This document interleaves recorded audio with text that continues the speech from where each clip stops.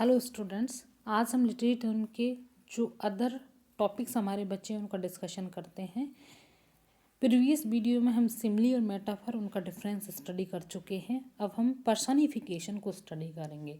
Personification as एक figure of speech होता है जिसमें हम एक आइडिया या थिंग को उसको ह्यूमन क्वालिटीज़ दे देते हैं, चाहे वो एज ए हम फीलिंग्स दे देते हैं या फिर उनको इस तरह से स्पीक किया जाता है कि वो ऐसा लग रहा हो कि वो ह्यूमन हो, एज ए ह्यूमन हो। इस एक फिगर ऑफ स्पीच होता है जिसमें किसी आइडिया, किसी थिंग, किसी एनिमल्स, किसी ऑब्जेक्ट, किसी आइडियाज़ को क्या दी जाती हैं, ह्यूमन क्वालिटीज़ दी जाती हैं। और उसको human qualities like that emotions, feelings, desires, sense या स्पीच, कुछ भी जो human quality as human being हम खुद उस क्वालिटीज़ को बियर किए हुए हैं, उस क्वालिटीज़ को वो किसको दे सकते हैं, किसी नॉन लिविंग थिंग्स को, किसी एनिमल्स को, किसी ऑब्जेक्ट को, किसी आइडिया को दे दी जाती हैं। ठीक है।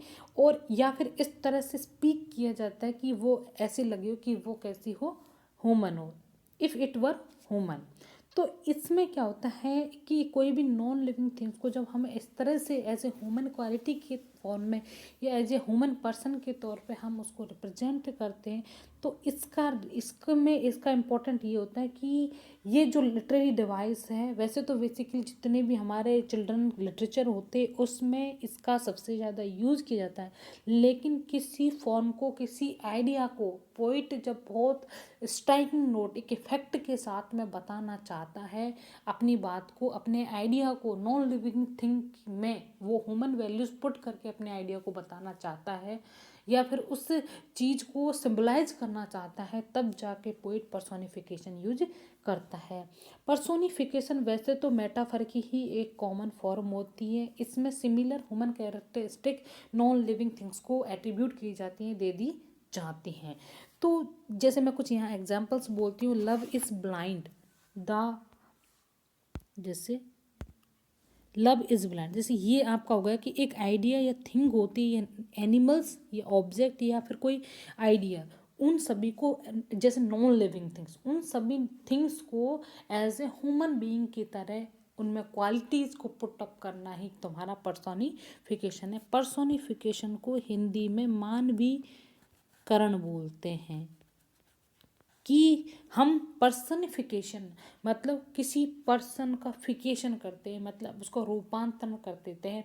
नॉन लिविंग थिंग्स को एज ए पर्सन के तौर पे उसका रूपांतरण करना ही आपका क्या बोलता है, पर्सनिफिकेशन होता है। मैं कुछ एग्जांपल्स ले रही, जैसे लव इज़ ब्लाइंड, क्या एक्चुअली में लव ब्लाइंड होता है, बट इंसान ब्लाइंड होता है। तो इसलिए यहाँ पर जो लव आपकी एक तरह से एब्स्ट्रैक्ट थिंग है, इमोशंस है, उस इमोशन को यहाँ पर एज ए ह्यूमन बीइंग के तौर पर रिप्रेजेंट किया। जैसे विंड साउटेड, तो हवा चिल्ला रही, लेकिन यहाँ पर एज ए ह्यूमन बीइंग हम चिल्लाते हैं। उस चिल्लाने वाले फीलिंग्स को दिखाने के लिए पोइट ने द विंड साउटेड यूज किया है।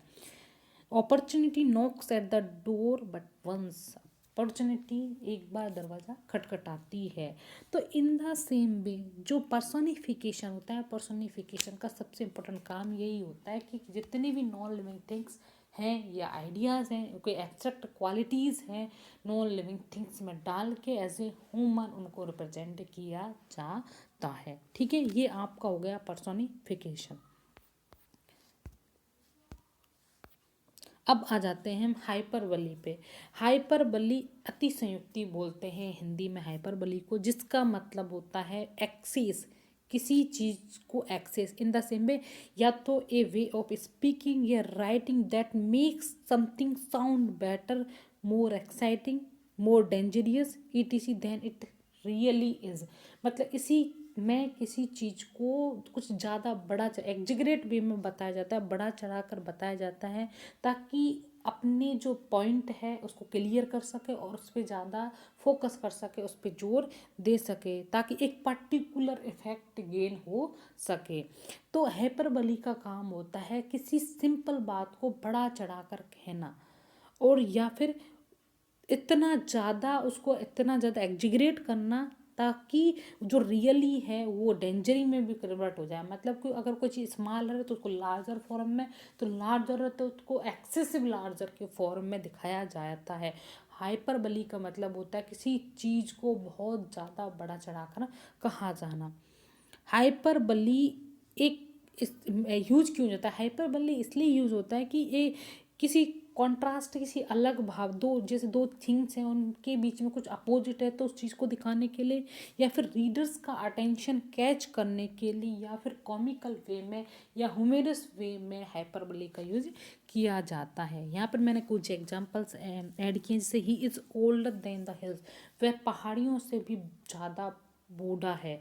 तो क्या किसी पर्सन की हम कंपैरिजन कर सकते हैं हिल्स की आयु से? नहीं कर सकते ना, क्योंकि हिल्स की आयु बहुत लंबी होती है पर हमारी आयु ओनली 100 ईयर होती है। I am so hungry I could eat a horse, मैं इतना ज़्यादा भूखा कि मैं एक घोड़े को खा सकता हूँ। क्या कोई पर्सन एक घोड़े को खा सकता है? मतलब इतना खा सकता है कि एक घोड़ा खाता है। तो इस तरह से जो सिंपल बात को भी कॉमन डे लैंग्वेज में भी हाइपरबली का बहुत ज़्यादा यूज़ किया जाता है एक कॉमिकल वे के तौर पे। लेकिन लिटरेचर में पोइट किसी बात को उसका इफेक्ट देने के लिए, पर्टिकुलर इफेक्ट प्रोड्यूस करने के लिए हाइपरबली यूज किया जा रहा है ताकि वो रीडर्स की जो अटेंशन है उसे कैच कर सके। ये मैंने कुछ एग्जांपल्स नेट से लिए हैं, जिसमें ये पहला एग्जांपल आपका पर्सनिफिकेशन का है। पर्सनिफिकेशन का ये एग्जाम्पल है आपका, मानवीकरण आ रहा है इसका, पर्सनिफिकेशन। ठीक है, पर्सोनिफिकेशन जैसे the leaves dance their way through the lawn, पत्तियाँ पूरे जो गार्डन है, जो लॉन है उसमें नाच रही हैं। तो क्या एक्चुअली में जो लीव्स होती हैं वो डांस करती हैं? नहीं करती ना, बल्कि ह्यूमन पर्सन डांस कर रहा है। लेकिन यहाँ पर जो पत्तियाँ हैं, जो लीव्स हैं, उनको एज ए ह्यूमन क्वालिटीज़ दे दी गई है कि वो डांस कर रही हैं। इन द सेम पे यहाँ पर मैंने the wind we shall through out the day, तो हवा पूरे दिन सीटी मारती रहती है। क्या हवा एक्चुअली में सीटी मारती? नहीं मारती, लेकिन एज अ ह्यूमन पर्सन इस तरह ह्यूमन बीइंग मारते हैं सीटी। तो एक तरह से एक पर्टिकुलर इफेक्ट डालने के लिए पोइट ने इस तरह के वर्ड्स, इस तरह के लाइन्स, इस तरह के सेंटेंस अपनी क्रिएशनों में यूज करते हैं। ठीक है, ये आपका पर्सोनिफिकेशन की कुछ पिक्चर, बस मैंने आपका जो डाउट्स है उसको क्लियर करने के लिए यहाँ पर यूज़ की है। ये इसका कोई अदर में नहीं, ये सिर्फ कॉमिकल वे में किस तरह से इस सब्जेक्ट को, इस टॉपिक को और ज़्यादा अच्छे से समझा जा सके। ये मैंने कुछ हाइपर बोल के लिए नेट से, जिसमें आपको एज ए अम्यूज फॉर्म में, यहाँ एक तो ह्यूमनस वे में आप हाइपरबली को समझें, इसलिए ये वर्ड यहाँ पर यूज़ किया है। हाइपरबली का मतलब होता है एक्सेस होना, जबकि पर्सोनिफिकेशन का मतलब होता है नॉन लिविंग थिंग्स को एज ए ह्यूमन बीइंग के तौर पर रिप्रेजेंट करता है। हाइपरबली में एक्सेस होता है। ठीक है, जैसे the king's nose was 3 feet long, then you can imagine the 3 feet long हो सकती है क्या?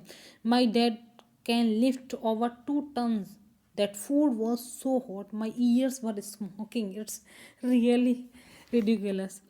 That's boys run up faster than a car. I am so tired. I could sleep a year. I am 20 feet tall this month. I must have walked 100 miles. He cried so long that he made a lake. इसलिए यहाँ पर poet ने, या जो भी जिसने भी ये सेंटेंस यूज़ किए हैं, लिखे हैं, तो उन्होंने यहाँ पर क्लियरली एक्सप्लेनेशन मार्क दिखाया है। वो एक्सप्लेनेशन मार्क आपकी जो सरप्राइज की जो फीलिंग्स है उसको डिनोट करता है। तो I am so hungry I could eat horse, you have a million toys at your house, that it is impossible, क्योंकि टाइम से भी ज़्यादा एरिया आता है मिलियन का, तो उसमें हम उसको कंपोज नहीं कर सकते। तो इस तरह से ये मैंने कुछ एग्जांपल्स हाइपरबली के भी लिए। तो आपका जो भी ये दोनों टॉपिकों से रिलेटेड कोई डाउट हो तो आप बेझिझक से व्हाट्सएप नंबर पे या फिर वैसे क्लास में भी इस चीज़ को डिस्कशन कर सकते हो।